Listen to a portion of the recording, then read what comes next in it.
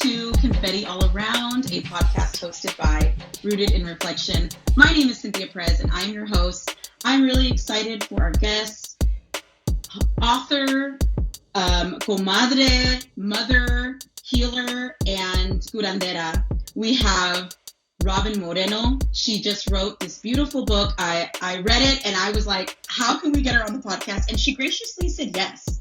So her book is called Get Rooted, Reclaim Your Soul, Serenity, and Sisterhood Through the Healing Medicine of Grandmothers by Robyn Moreno. So you can find this on Amazon. You can find this, we're going to hear from her. So go ahead, Robyn, and introduce yourself. Thank you so much for being here.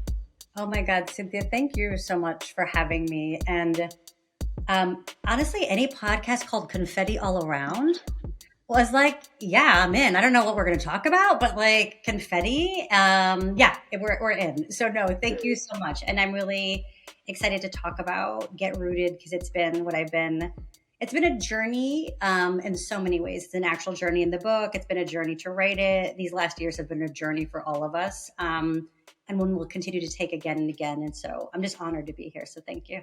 Yes, thank you, Robyn. And thank you for noticing the title, but your book is kind of like confetti all around. So I want to go there. If you haven't gotten Get Rooted, I would be showing the book, but I got it on Audible.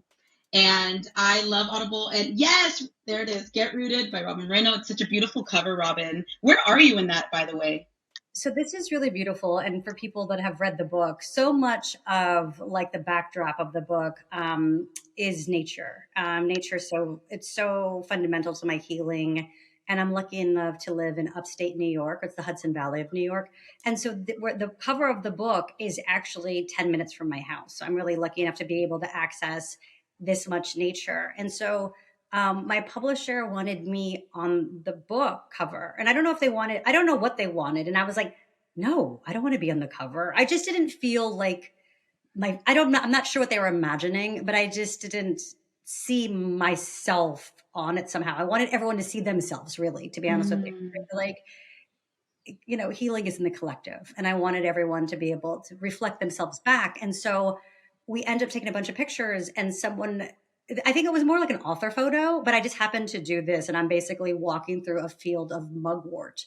And it's really wild. And I'm walking towards a river. And I talk about a river, the river often, and nature in the book. And so someone was like, this is beautiful. And I have my hands out where I'm kind of just like touching the mugwort. And I said, this is exactly the cover. This is exactly the cover. Because I feel like it says like, let's go together. Like I am moving towards something and will you come with me? And that's what that's the vibe. And that's the vibe of the book is I share very much my story as an offering. I say that in the introduction, and hoping that it's received. Just hoping it's received. Yes, thank you. I agree that the cover is stunning and you feel invited. It feels like something you want to embody, to feel like. And if you like audibles, Robyn, it's you, right, Robyn? You narrate your book. It's so beautiful because you also offer practices. You offer like a beautiful hummingbird meditation and you can hear it. So I can close my eyes. I can rewind it. So the Audible is just a really beautiful offering. And I just feel like your book comes at such a timely moment. So I want to just give you flowers and share a little story of, I was fangirling, I told you, but I was headed on the plane to Puerto Rico for, I believe you know Natalie Gutierrez and Lidiana Garcia. I love them both. They're beautiful. Shout out to y'all. We were headed to their retreat in Puerto Rico. And Robyn, yes, I was protected by my ancestors because we got there safe. But let me tell you, it was like a 3-day delay. Oh my goodness. And but luckily I had just purchased your book on Audible, so I was good. I was like, we're landing? Like, I'm not done. And so I got to finish the whole book while we were waiting in airports. And so every time we'd be waiting for hours and I would just be listening and I would tell my friend Sophia, like, well, Robyn says, and anything she would talk about, I would be like, did you know that we need to be in our set? And we would be talking about our set. And it started inviting these like huge conversations, while we were struggling, but we started laughing about Get Rooted and like Robyn, and the whole trip was like, well, Robyn says, and we started to tell friends. But then after the trip, she texts me like a month later, she goes, oh my gosh, I just finished Robyn's book. get rooted. And then she starts to quote me. I just want to share, Sophia loved the part that you wrote about. She had some questions to ask you, but she loved the part that you acknowledged the glass ceiling, the glass cliff. That glass cliff. Yes. And could you describe that a little bit? Because we appreciated that. Well, so the glass cliff is a phenomenon, and y'all can look it up. But it's basically when a company or an organization is in a crisis moment, like they're in crisis, right? They're like in deep shit. And that's the moment, right? And they could be a deep financial crisis. This could be like a branding, PR crisis. That's when they decide, oh, okay, now we could let a person of color or a woman be in charge. And there's so many instances where a company was like, as soon as it's struggling, that's when they hand it off to a person of color. And so what happens, or to a woman.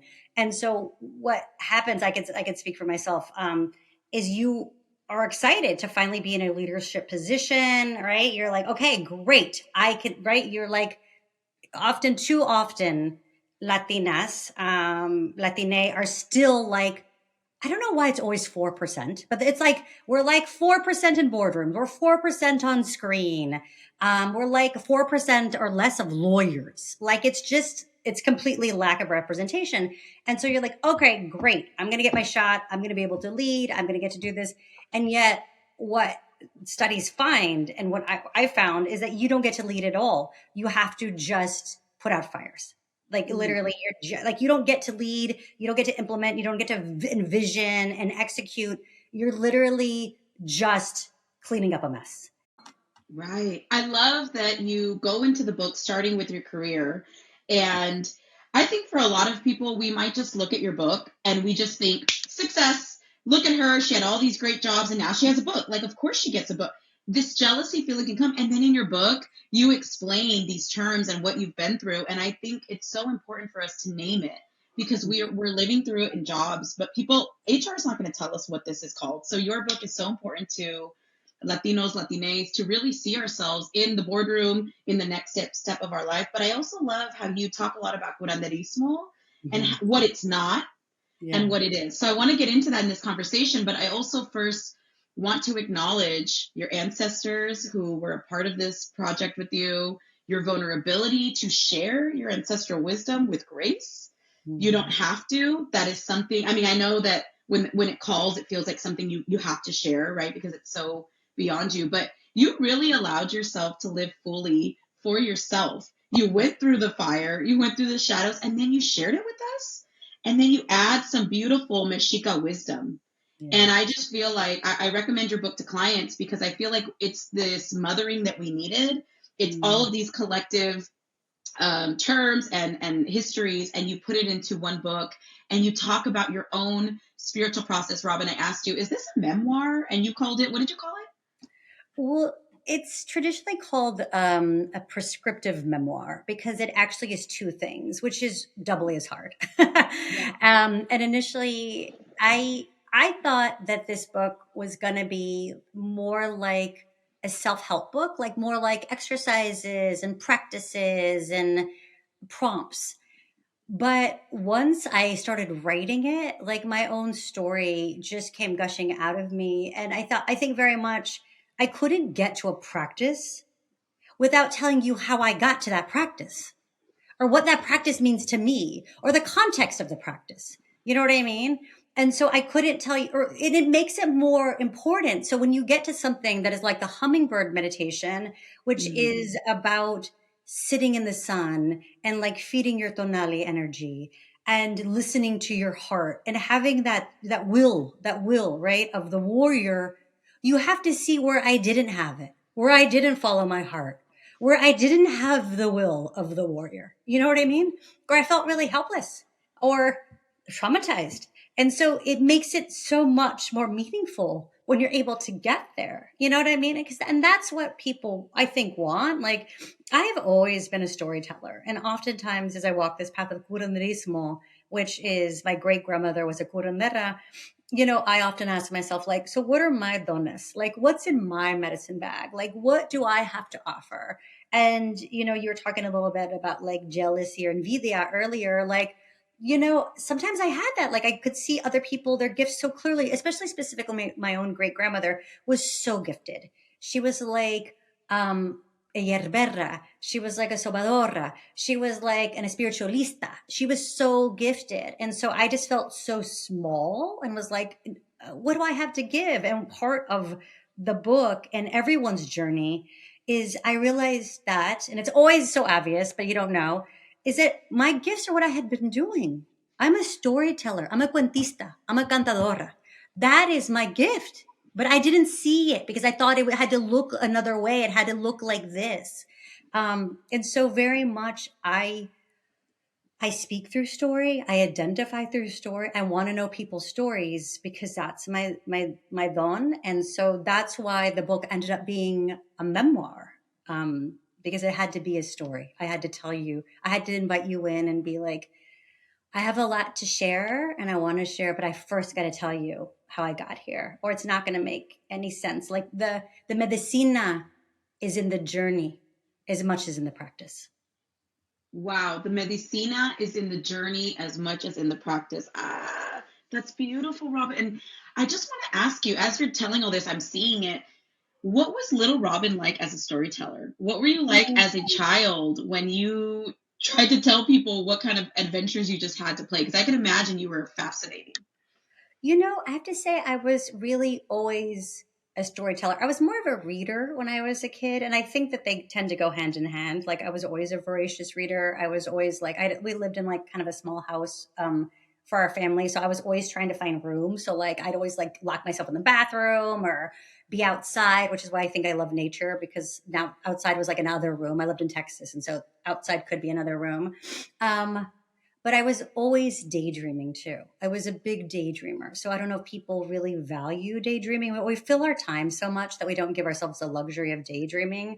But I was a real daydreamer and I had such an imagination.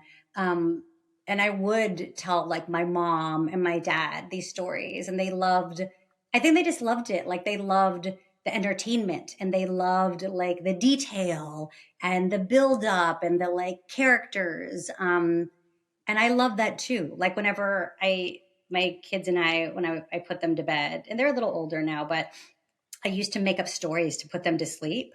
And so we used to make up these stories, and we would go to like like La Isla de Brujas, and like all of these places. And we tried to write it down. We haven't, but I've always, I think, been like a very natural storyteller. And so the question was about my inner child. I think I have to be honest with you. I think my inner child work because the book takes me on a journey and the journey continues. And so I want people out there to know that the journey, it always keeps going. This was a very specific time in my life that was so impactful. And I'm still like, flourishing and blossoming and flowering. That's a word you used from that, like deep soul retrieval. But I also, honestly, and I just turned 50 years old, have a lot of inner child to work. It's the direction of the South in my lineage and my teachings.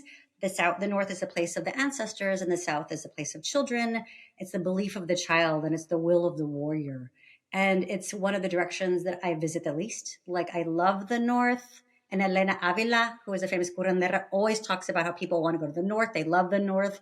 They dream of the North because I think we feel the protection of our ancestors. The East is beginnings, and the West, is like letting go. But the South is where my next journey lies. And I don't know if anyone can see this, but I do have a little picture of like little Robyn. Oh my gosh, oh my gosh, she has her hair in pigtails. You have a little dress on. Yes. Is that the American flag in the background? Oh my goodness. And that's very American.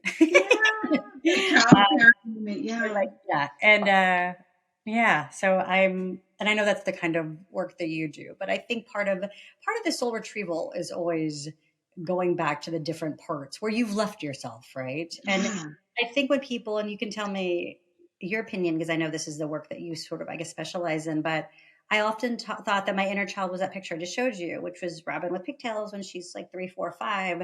But I know that there is, and I do some of that soul retrieval in the book, but Robyn when she's 7, Robyn when she's 9, Robyn when she's 11, Robyn when she's 13.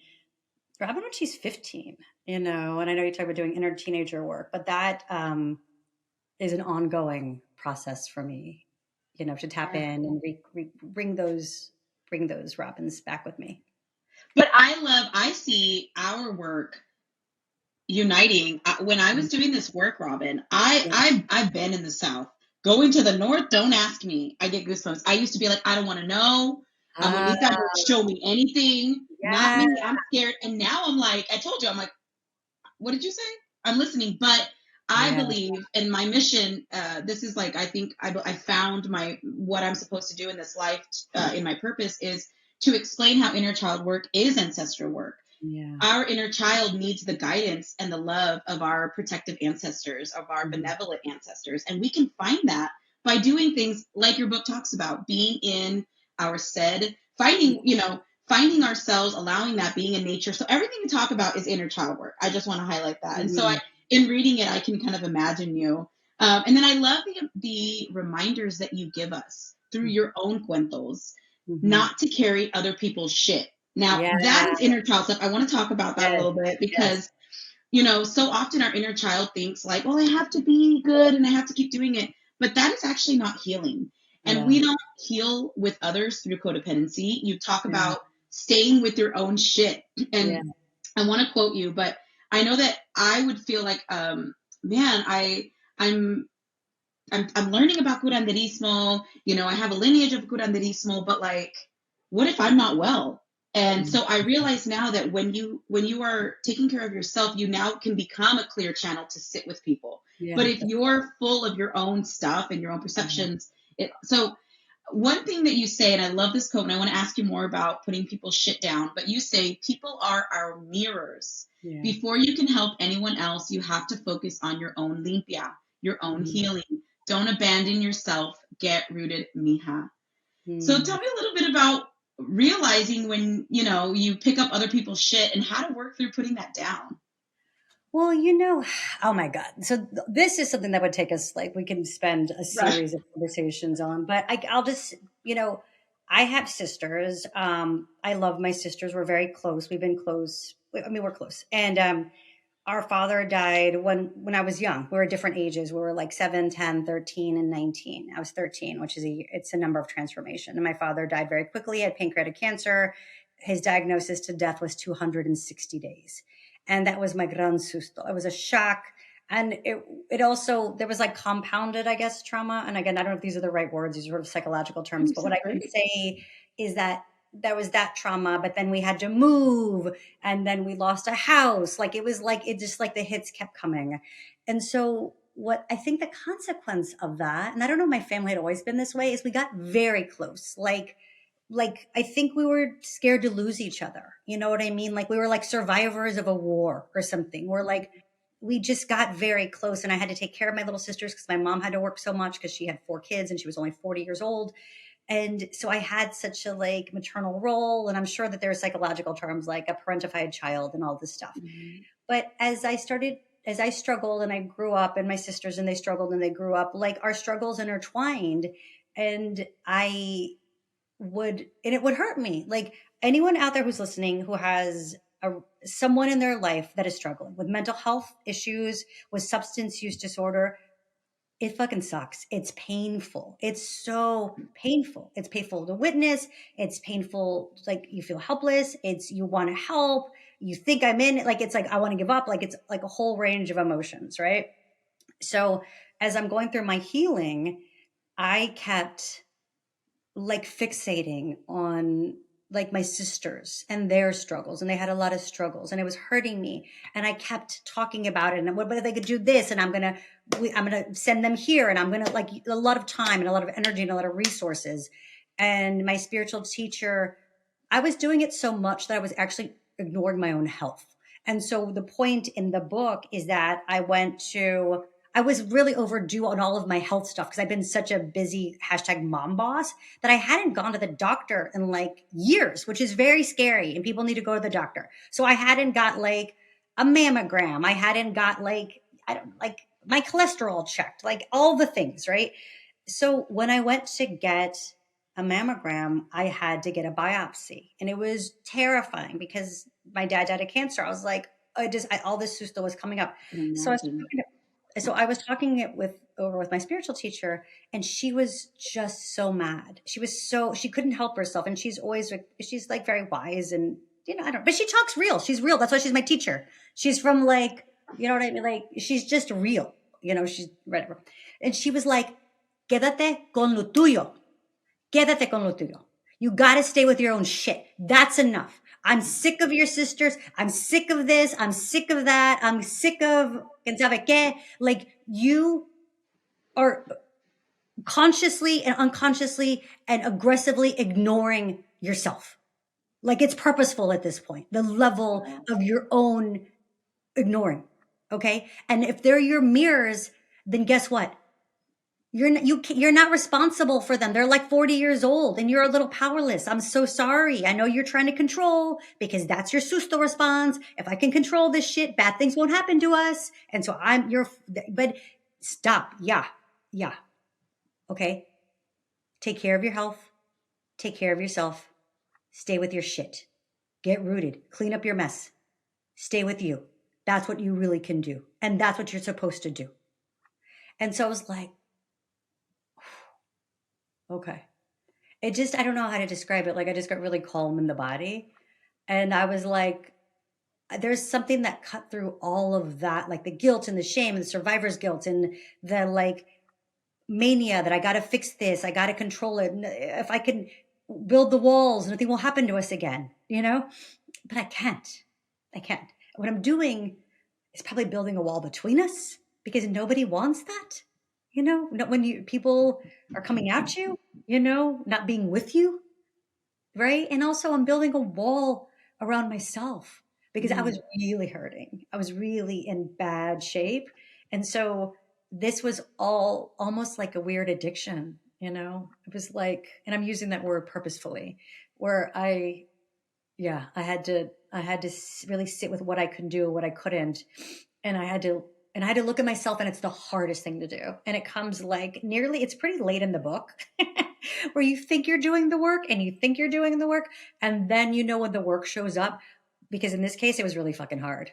Like, I could light the candles and I could do, I could make pick the flowers. But when I had to look at the shadow and the pain and the habits and the responses, the susto responses, and was I willing to put those down? Was I willing to put those down? I love that. I really love, every chapter has so many gems that I'm like, how does she know what I need to hear? But you talk about self-forgiveness. Yeah. And the way that what you just described sounded like you gave yourself permission, or your spiritual teacher gave yourself permission to like not always be in fix-it mode for people and that codependency. Yeah. But the part about self-forgiveness is like, okay, great. I have to get rid of, or I have to stop obsessing about my family. And how do I do that? But then you have this piece on self-forgiveness, Robyn. And it's so beautiful. I want to quote you if that's okay. Yeah. You say, I surrendered into a sea of forgiveness, but this time for myself. I forgave myself for all the many mistakes I made, some for when I didn't know any better, but some for when I did and acted against myself anyway. I forgave myself for waging war against my own being, my own body, and my own dreams. Robyn Moreno, chapter 12, Rooting to Rise. How does that sit in your body, even hearing it now? How does little you feel, right? Yeah, it really actually just made me cry. It really brought tears because it's the hardest thing. It's sort of like, I don't know how people are like, but I'm always I have been historically really hard on myself. Like, I just have been, I'm hard with myself. Like, I hold myself to a standard. It's so letting go of like perfection and people pleasing is hard. And I know that it's because, I had a lot of susto. And so I thought if I was perfect and I could make everyone laugh, that again, it's always like, there's always an avoidance of hurt. It's always like, okay, can I not be hurt? But I think that being able to forgive ourselves and be so generous with ourselves, especially when we, like I said, when we knew better, and that was the hard part. Like, I knew better. I knew Mm. better. I knew better. I knew it wasn't good, because I had that moment of ser that was like, no, don't do that, or like, don't go there, or don't be with that person, or, it's not good for you. And I had that flash of ser that would come up, but then like the susto was so strong, it would just overwrite it. And so then it would just like push it down again. But I Wow. had a flash of truth, you know? And as I began to, I believe that that part comes late in the book because I really had to work myself to that for me. I had to spend the book retrieving the pieces of myself where I had lost myself, right? Because the premise of the book is that I discover this word called susto, which means soul loss. And I always felt that something was missing. It didn't matter what I did. It didn't matter like that I did yoga and was shiny and was on the Today Show and went to the White House and was a vegan and like it did none of the things I did, right? I did made me feel better. And so, but susto is like it's a soul loss. And I was like, oh wow, that I have that. Like, yeah, I have that. My soul's gone. It's frozen. I could feel it. I can feel it. And the antidote, Cynthia, is a soul retrieval, right? And you have to go, where did you leave yourself? Where is the little Robin scared? Where did you stop? Like where did you just freeze and you stopped? And so I had to go back and invite all those pieces back and say, like, Mija, I love you. Come back. You're good. Come back. I know. It's so beautiful. And I was like, I love you. And it's time. Like it's time. We got to go now. And I totally get that. Keep going. yeah, and so I went back physically to places. I went to my own old houses. I just by accepting some of these things, by like putting boundaries with people, like I started to build myself back. And so the beautiful part is I didn't realize that self-forgiveness would sort of be the gift at the end. I didn't realize that. I didn't expect it. I didn't see it. It's not what I saw. It's not what I imagined. And at the end, I kept looking outwards. I kept looking like, I'm going to fix that and I'm going to heal them. And it's a family soul retrieval and we're going to all heal. And I know that's so important and it's what you want for our families. But it's like, it was really me waiting for me at the end of that journey, surrounded by my ancestors. But it was me waiting for me. And so when I caught up with me, it was like we merged and it was and I had to forgive myself. I had to, give myself, right? And I had to receive myself. And so it was like this really beautiful, and it's still like unexplainable in words process, but it was phenomenal. And it's what we all need. We all need self-forgiveness. We all need to be so much tender with ourselves. There's, I say this in the book. So the word curanderismo, it means a way of healing. And cura, the word cura, means to cure in one translation. And that always really scared the shit out of me. And I was like, what? I'm going to cure people? I'm sorry. That is way too much. I don't have that. I was like, it scared me. I would just like retract. I can't do that. And I found this other definition, and it means to care for. It means to care for. And one of my favorite lines in the book, and I'll try to find it, but it's one of my favorite lines, and it actually comes like really early in the book, is about this exact thing. So hold on, I'm going to try to find it. Let's see. Oh yeah. It says, for the longest time, I thought a curandera meant someone who cured. I think that's why I resisted the call of curanderismo for so long, because it felt so intimidating. But recently I came across another meaning of the word cura, and that is to care for. I don't know whether I would ever feel ready to cure anyone, but I was trying the best to care for my husband and my kids and myself, and maybe that I could do. And then I have this other line which is related, and it just says, as I emptied the trash, it occurred to me that we spend so much time avoiding the messiness in our lives because it all feels so daunting. But maybe it doesn't have to be so complicated. When crisis strikes, when all feels lost and you can't make one more damn decision, maybe you just move toward what you can do. You Mm. pick up a broom, you pass the egg, you wipe the dusty window with simple and holy care. If we could approach the messy people and places in our lives with a humble willingness to support instead of the obsessive need to fix, then maybe we might find that the caring becomes the cure. The caring becomes the cure. I want to just say, Robyn, we had just talked about inner child work. Um, and you were like, oh, I'm still working. Everything you just described, I mean, y'all can't see me, but I'm in tears because I feel it from you, Robyn. Yeah. It's truth that your words are so impactful because it's your truth. But I just want to say on the record, what you're talking about is inner child work. Yes, it is the soul retrieval, but you went back and you retrieved little Robyn. That's what you did. And that's what I try to explain to people. And I usually feel like I can't use these words like soul retrieval because I'm not a curandera. You mentioned like, oh, Cynthia, you're the professional. I'm like, well, you're the curandera, so you say it.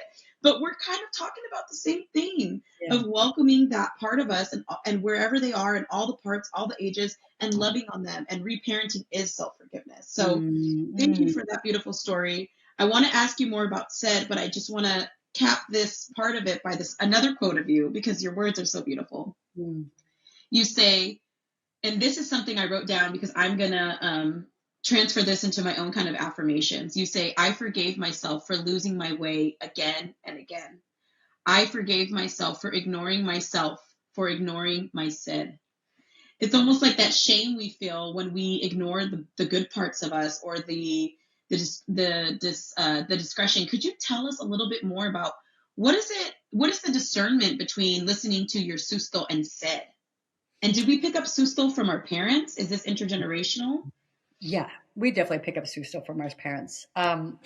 Definitely. And I don't even know that we know it. And I think that's part of soul retrieval too, is when you're figuring out like whose is this? Like, what is this? You know what I mean? And that's why limpia is so important, and a lot of soul retrieval is important because a lot of this stuff is carried. And I even ask in the book, like, what happens to susto and shame when someone dies? Does it get passed on like brown eyes? Is like, and I think it does. I think that we take on the sustos and the shame. And I know this to be true because I've felt in my body. I'm like, why do I feel like, is it past life? Like, what is this? I can't quite figure it out. And when I realized that it was like my parents or my grandparents, it was like, when you start to learn their stories, and that's why learning about the stories of your grandparents are so important, even like you said, like benevolent or malevolent, like not everything when you go back into ancestry is like roses, right? It's when you open the door to ancestry, it's hard. Like you see, it's sad, it's heartbreaking, it's horrifying. Like it's like it's no joke. But I could say I began to understand my parents. I understood why they were traumatized parents and like did traumatized parenting because they were traumatized. They had susto. And then they passed on those sustos and their behaviors. You know what I mean? And so there's this idea in like Mexica, I guess maybe it would be called philosophy, that sometimes you can get, it's called words without wisdom. And the idea is an arrow piercing you.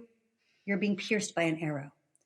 And so it's paradigms or people's words that they stick with you. That like the thing that your mother said to you, that's still, the voice is still playing in your head. And so we're pierced with these arrows that we have to like get out of our body. You know what I mean? And I think that's where the sustos are like. Like that's how they do it in real time, is that their sustos are like, they're putting them on you and then you're pierced by them. And they're like, you feel them. And you have to, I keep doing this to myself, like I'm pinching myself, but I just recently had to do it. I recently had to sit in front of my altar, and I love my father. He passed a long time ago, but I don't always, we have words. We connect and we have words. And I'm like, you know what, Dad? This belief I have is from you. It's because I remember when you told me, and I'm 50 years old, and it's still in my head, and I love you to pieces, but not anymore. And I had to take the arrow out, and I have this obsidian arrowhead, and I went to my garden. and it's probably still sitting there. I just remembered I didn't go get it. But I like buried it. And I was like, yeah, I am done with that. I am done with that. And so the question, I want to off on a bit of a tangent, but the question was, can people pass on their sustos to you? And yes, absolutely they can. Susto versus said is such an important discernment. And this is something that my spiritual teacher taught me, because susto, which is defined as a soul loss, right? It's like they call it magical fright. Like asustar means to be like, it's like that. It's like, yeah, like, okay, I have a susto, but it means like when something happens to you, you're shocked out of the body, Frozen in that state. Okay. or you're frozen, or you're gone. Stuck Like in that. there's some sort of like thisness. Mm-hmm. Said, so when I was talking to my spiritual teacher, because I was like, I don't know if I can walk this path. I don't know if I can do this. I don't know if I'm meant to do this. I don't know if I have the skills, the stamina. I just don't even know what I'm doing. Like, I don't know what I'm doing. And she was like, stop. Right? She's like, you have to stop with this, like, she called it like a lot of like colonized self-doubt, but stop with that the noise, and the like, whatever those voices, the arrows in your head, in the body. And she's like, you have to drop in and you have to listen to your ser. And I was like, what are you talking about? What does that even mean? What does that mean? And ser in Spanish, it means to be, right? I think that's the translation. It means to be.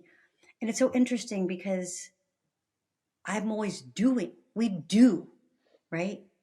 I was a doer. I was defined by the things Great that I at doing. Yeah. And I was defined by what I did, right? I told you before, I listed them. This is how my success looks like. I went to the White House. I was on the Today Show. I didn't eat meat. It was a thing that I did. Check, check, check. Was it who I was? Was it who I was being? Does that make sense? Does that make the discernment, Wow. the difference? The susto response for me, not for everybody, because I'm not saying you can't have achievement, but my overachievement was a susto response because I was traumatized, because I needed that outward accolades. I needed to prove my worth because I didn't get it when I was a kid. It was frail. And so I was strengthened. Does that make sense?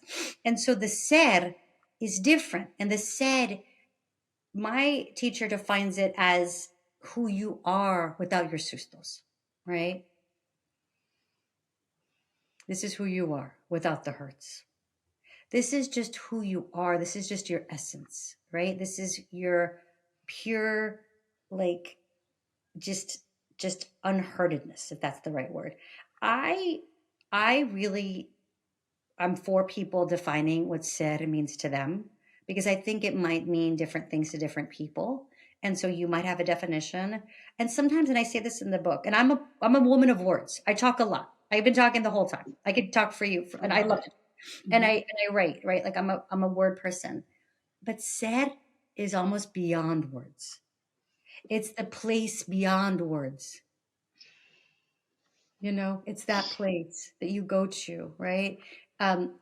Clarissa Pinkola Estes, who wrote, and I'm probably saying her name wrong, but she wrote, who she is. She wrote Women Who Run with the Wolves. She has this phrase that has always stayed with me. And I think of it, I equate it to Sid. And she does this whole wild woman thing. You're a wild woman. And she calls the wild woman, another name is Rio Abajo Rio, the river under the river. And that's always stayed with me. And so I really do a lot of meditation. I do a lot of, I don't even know, journeying. I'm dreaming. But often I go to the river. If we imagine the river of life is full of currents, right? Busy, flowing, moving. It could be tumultuous, right? Underneath that, to me, is a quieter river. And in that river is where I go, where I drop in and I talk to my ancestors, and they leave gifts and we connect and they show me things, and more ancestors keep showing up, and it's like where we go. And to me, that's my ser. Wow. Thank you, Robyn. That was perfect. I'm just visualizing everything and holding it within me. Thank you so much for putting words to things that don't have words. But Mm, yes, that visual of the river and how vast we are, yeah. and how we can reach this vast calmness. Thank you so much for that. And actually, Robyn has offered to help us with a little bit of soul retrieval here. So she's going to go ahead and recite a soul retrieval in whatever way you want, Robyn. If that's okay, I would love to just pass this on to you for you to go ahead and show us a little bit of that because that was Yeah. so beautiful. Yeah. Thank you. So this is really what I would call, this is more of a mini practice, and we can call it a soul retrieval because it's a call yourself back practice. And um, what soul retrieval is you come back. And when you do a soul retrieval in curanderismo, you call someone back, you use their name, you say regresa, come back, come back. And so you're inviting that soul piece, wherever it is, to actually come back.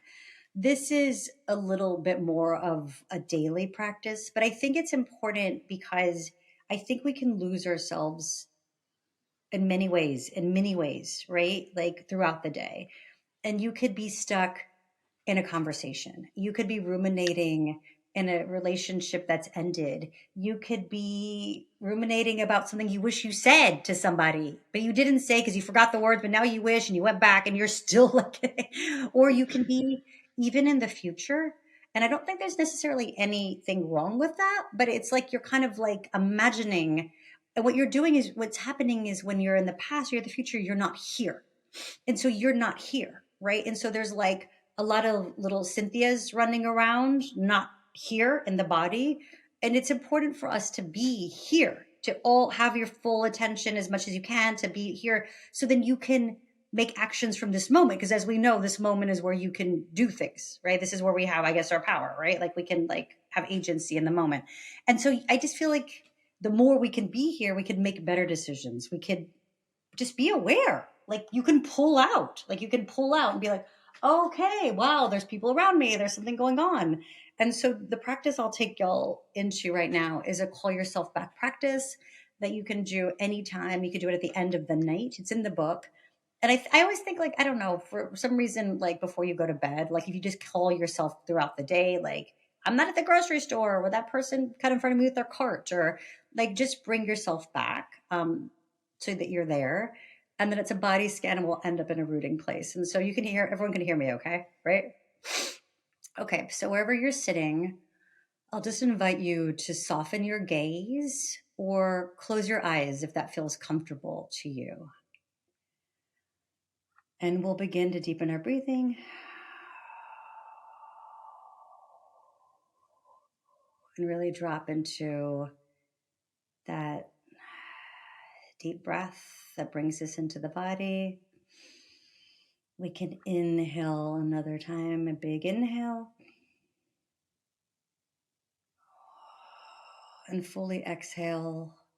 And we know that when we exhale, it's activating that rest and digest. So you start to bring your awareness into the body, right?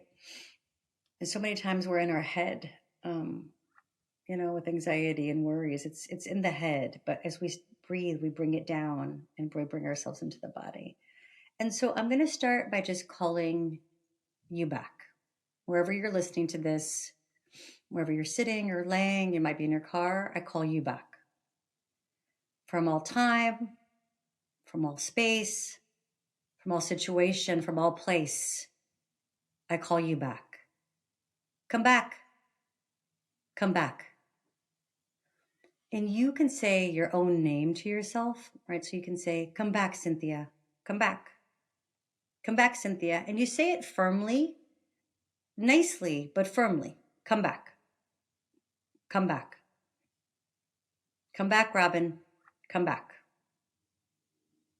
And when you hear your own name, you can look up. You can imagine yourself looking up, right? Like someone called you at recess, and you were playing and it's time to come in. And it's like, okay, it's super easy. It's effortless.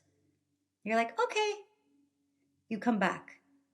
And you can imagine anywhere you may have left yourself, like in an old conversation, in a stressful situation, you call yourself back.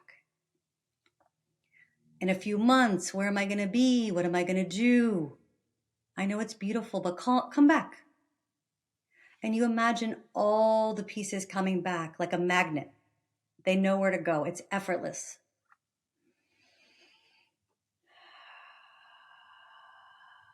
And you bring your awareness to the top of your head. And you imagine there's almost like that fireman's ladder that they go down. And all of the yous that you've called back are coming back in. They're dropping in. They're dropping back into you. And as you inhale the fullness of your own presence. And you exhale and you feel yourself filling you up. Right? Coming back home. And you know you're back because you start to feel an ease in the brow.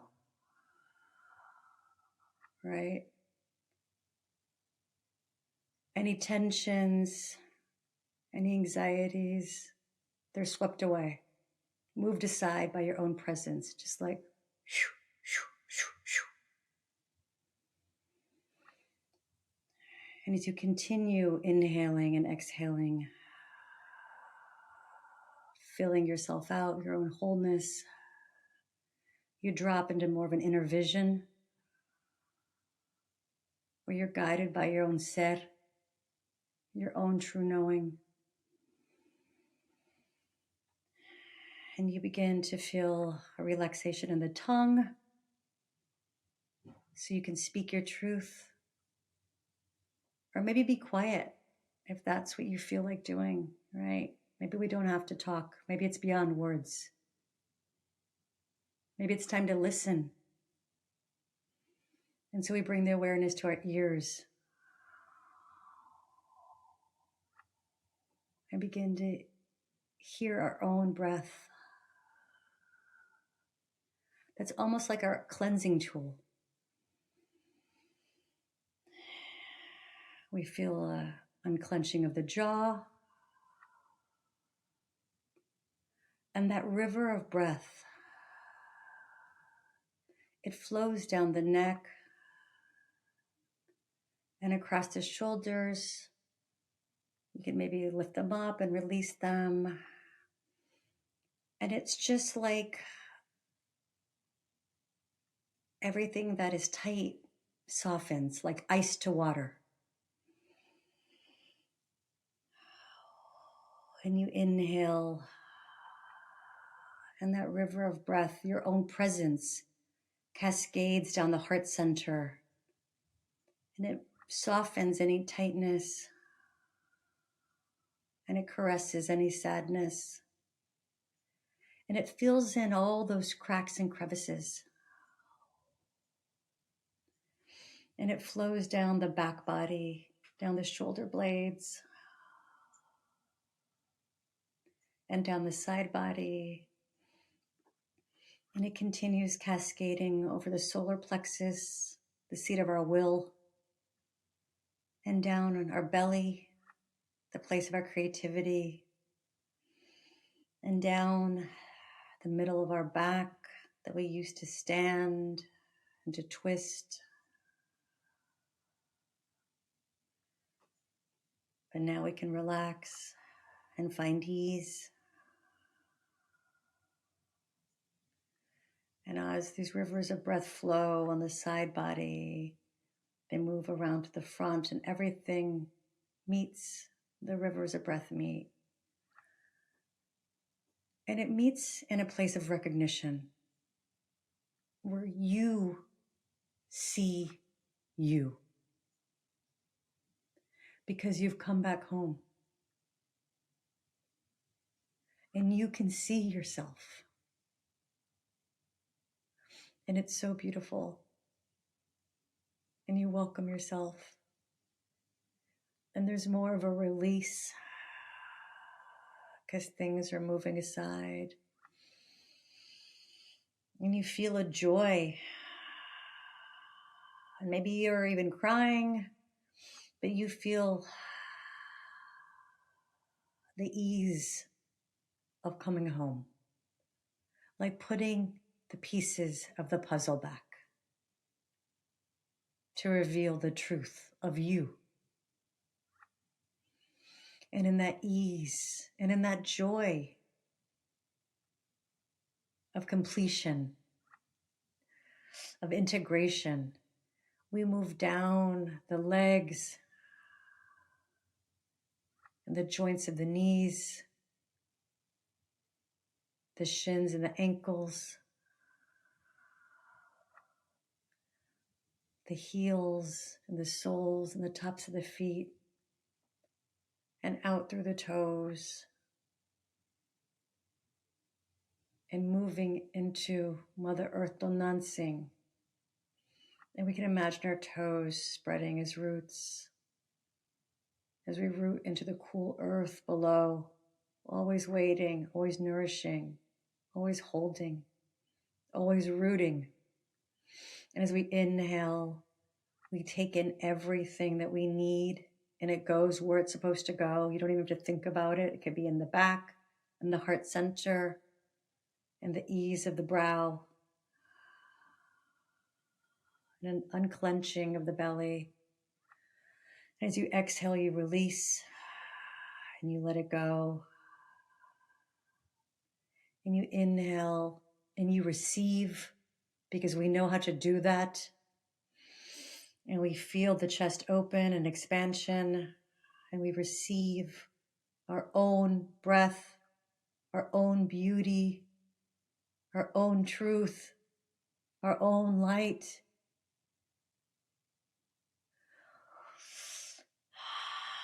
And we exhale and we send that because we have it, and we give it to someone else in need, because we only give what we have.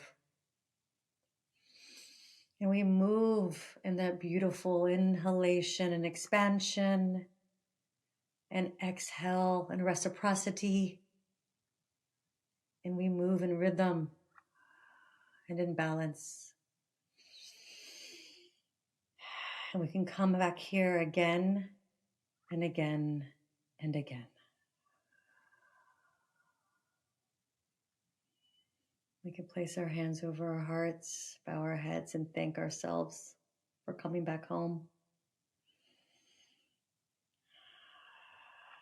We can feel our fullness, the full being of who we are, our love, our light, our beauty, our radiance,